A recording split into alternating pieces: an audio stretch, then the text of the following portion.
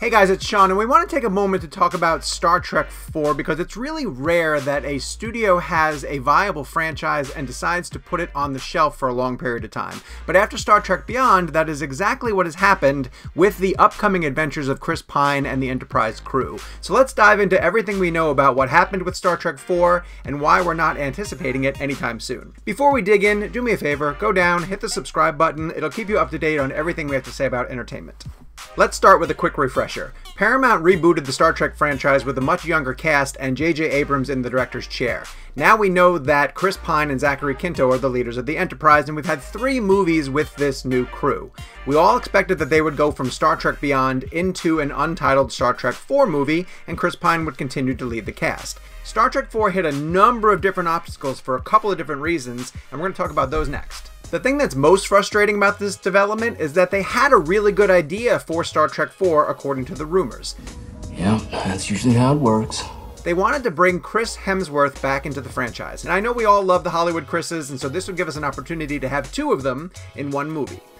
It would involve time travel. It would sort of show how Leonard Nimoy was part of J.J. Abrams' Star Trek because he was able to interact with the older version of himself and the younger version of himself. And there were potentially rumors that they would find a way to bring original Star Trek star William Shatner into the fold. Things got really interesting, however, when Quentin Tarantino, of all people, pitched to Bad Robot and J.J. Abrams that he had an idea for a Star Trek story that he wanted to write and, depending on who you believe, possibly direct. But once that idea was floated out there, there were a ton of different questions. Would Tarantino's pitch actually use Chris Pine, Zachary Quinto, and the cast of the Star Trek reboot? Unfortunately, we have all these questions and no answers that came with them.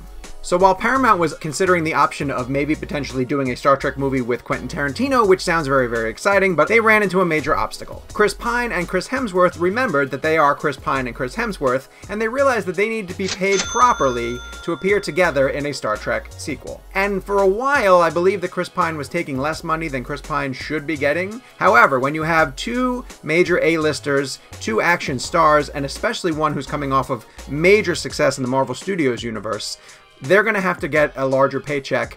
And so after negotiations broke down between the studio and the two Chris's decided to walk away from the project altogether.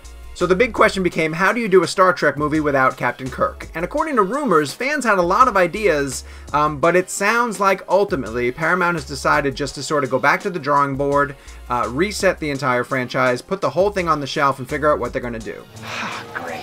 This is why we do not have Star Trek IV on the radar, or any real hopes of seeing another sequel with this cast. Does this mean we're never going to see another Star Trek movie from Paramount? I don't think that's the case at all. The franchise is still really valuable. It's just that they've reached an impasse with the current cast. They can't negotiate how to get everybody back for an affordable measure because these movies have to make money ultimately.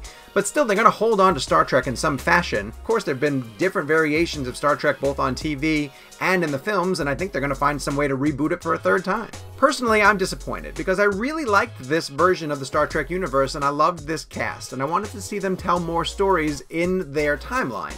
However, if they can't figure out a way to negotiate at the bargaining table, then I understand why the studio needs to sort of stop, take a breath, reboot, figure out the best way to go forward, and then deliver a really kick-ass Star Trek IV. Do you think it was a good idea to put Star Trek IV back on the shelf? Head to the comments section and let us know your thoughts on this whole development. And while you're down there, hit that subscribe button. It'll help you stay up to date on all the latest Star Trek news and everything entertainment from CinemaBlend.